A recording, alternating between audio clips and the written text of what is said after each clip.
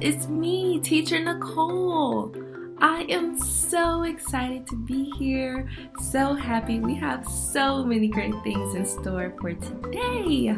So let's get it started by singing our Grand Rising Preschool Friend song. All right, let's do this. 1, 2, 3. Grand Rising Preschool friends, how are you? Good, good. Grand Rising Preschool friends, how are you? Good, good. It is time to start our day. We are here to work and play. Grand Rising Preschool friends, y'all loves you. Good, good. Yay! All right, so let's do an activity about Noah and the ark.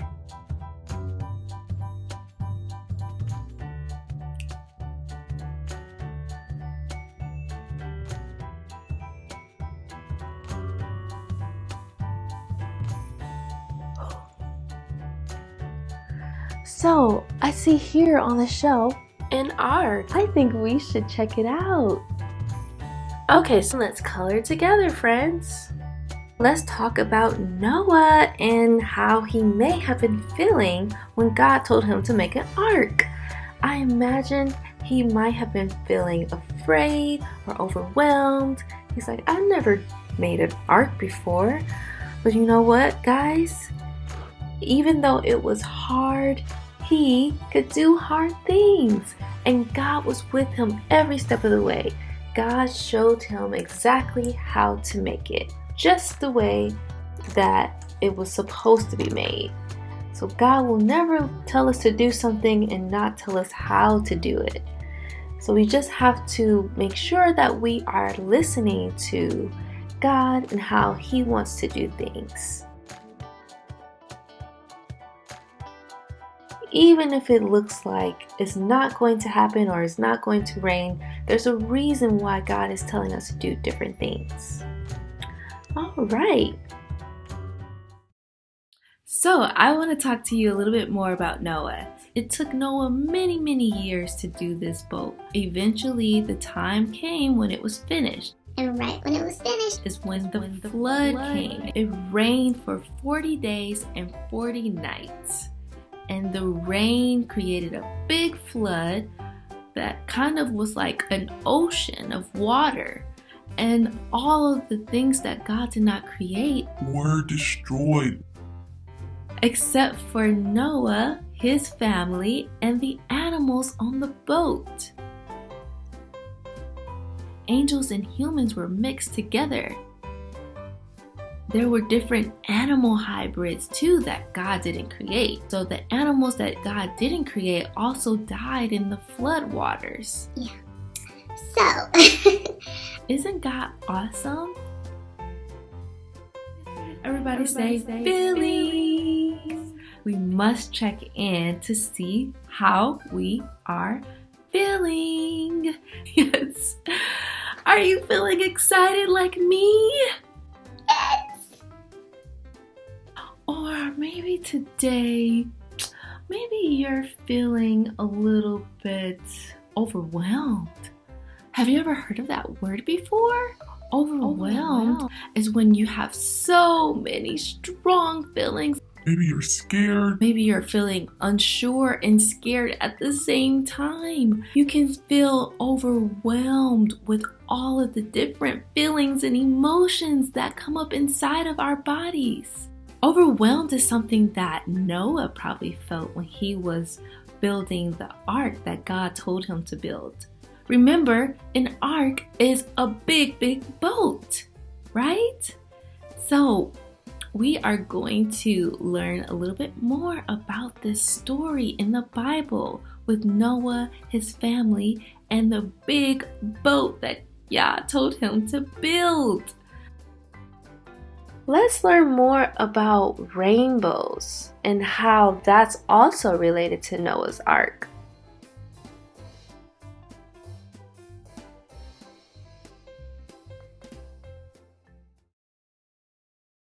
God had a promise for Noah and his descendants. He said, I promise to never again destroy all living things with a flood. As a sign that I keep my promises, I will put a rainbow in the sky. Imagine if God told you to build the biggest boat in the world. Would you build it? Well, God gave a man called Noah those very instructions. Even though Noah didn't understand God's big plan, he said yes. God saw that people on the earth had become very wicked. They stole from each other, worshipped angels, and mixed animals together to make strange new species. God was very sad. This was not what he had designed. He came up with the plan to wipe out everything on earth and begin again. A race of giants called the Nephilim had also appeared. They were the children of bad angels and human women. The Nephilim were huge and nasty. But Noah was different. He had a great relationship with God and didn't behave how other people behaved. He was faithful and obedient. One day, God said to Noah, "People are not following my ways. I am going to flood the earth and start again." Noah couldn't believe his ears.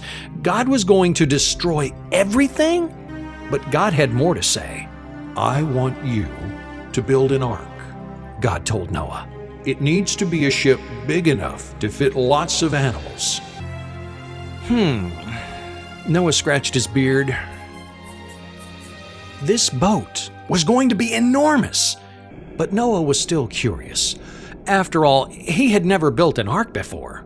"Follow my instructions," said God. "I will tell you what to do." When everything was finally ready, Noah and his sons began to build the ark. They followed God's instructions very carefully, and the ark grew bigger and bigger every day. Noah's neighbors stared in fascination at the gigantic boat. They had never seen a boat so big. "Did God really tell you to build this ark?" "Come on," they laughed. "You're wasting your time, you old fool." Noah glared at his neighbors. "If you put your faith in God, you can join us," he replied, hammering the iron nails into the deck. But his neighbors continued to mock him and wouldn't listen. "We don't need God anymore," they bragged. "We have the angels to guide us." Noah and his sons ignored the laughter and kept building. They built 3 decks for the animals and a special door for them to walk through. They built cozy rooms for themselves to sleep in and a big window so it wouldn't get smelly. Finally, Noah and his sons had finished. They put down their tools and gazed up at the mighty ark. They had never seen such an awesome boat. Noah and his family were about to begin the biggest adventure of their lives. Then God told Noah, "Take your family inside the ark and get ready. I will round up the animals and bring them to you." Noah's family looked nervously at each other. What had God planned next? Well, they picked up their bags and followed Noah silently into the ark. Noah sat patiently beside the front door and waited for the animals to arrive. Soon, thousands of animals gathered in front of the ark, pushing and shoving each other for position. They roared, growled, and squawked and grunted. Imagine how noisy it was. Noah's mouth dropped open. There were so many strange animals he'd never seen before. "I am going to send water on the earth for 40 days and 40 nights. When the animals were all inside, God shut the door. None of Noah's neighbors had turned to God. They had all chosen to do things their own way. Suddenly, the sky turned dark. Thunder rumbled through the thick black clouds, and lightning streaked across the murky gray sky. The floodgates of heaven opened, and it began to rain. It rained and rained. Noah's friends and neighbors stared into the sky. "Where is this water coming from?" they asked each other. Maybe Noah was right. The earth began to shake and crack like an egg. The fountains of the deep burst open, and water erupted from under the ground. The people became very frightened. They pounded their fists on the ark, begging to be let in. "Open the door, otherwise we'll die." Noah wiped a tear from his eye. Oh, he wished with all his heart that the people had put their faith in God. It rained for 40 days and 40 nights. Water kept erupting from under the earth, and the floods grew higher and higher. Inside the ark, the animals were tossed about like clothes in a washing machine. It was very noisy and very scary. Noah's family could hardly hear themselves think.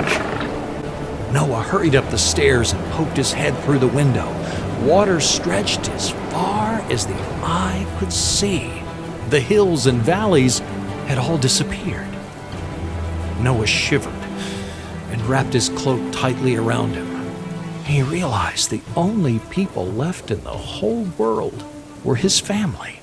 Please protect and deliver us through this storm. A few months later, the ark finally came to rest on the mountains of Ararat. Noah flung open the window and stared down at the ground, but all he could see were bald, rocky hills poking out of the water. So he sent a dove next. The dove couldn't find anything to eat, and its stomach grumbled. It flew straight back to the ark, where it knew there was plenty of food. Noah waited another 7 days and then sent the dove again. This time, the bird came back with a freshly plucked olive leaf. Noah's eyes lit up. "This means the water has finally gone down," he cried. He sent the dove out once more, and this time it never returned. Noah and his sons opened up the ark and gazed around at their new home. "The soil looks dry," said Japheth, grinning at his mother. "Maybe we can grow fresh vegetables again." God told Noah to take all the birds and animals and leave the ark. Noah and his family looked nervously at each other.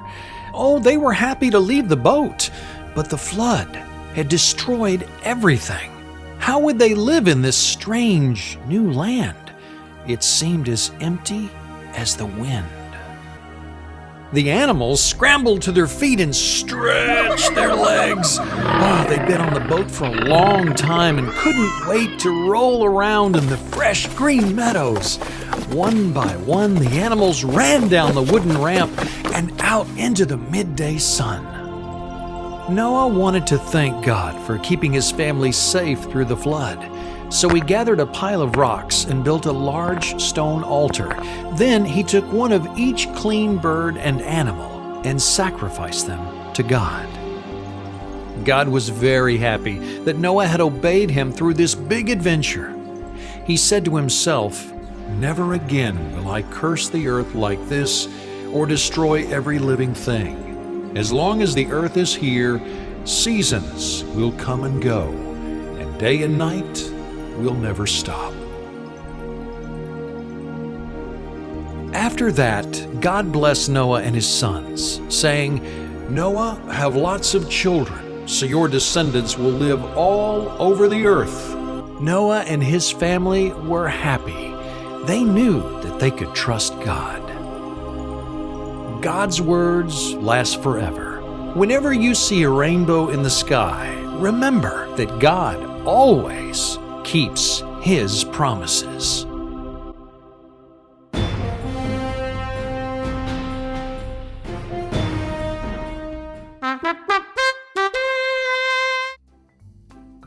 Okay, friends, we are going to sing the Shalom Neighbor song.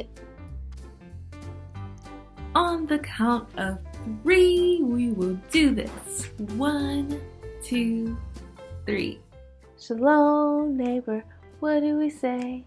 It's going to be a beautiful day. So clap your hands and shake, shake, shake. Jump up and down and keep being great! Yay! I will see you later.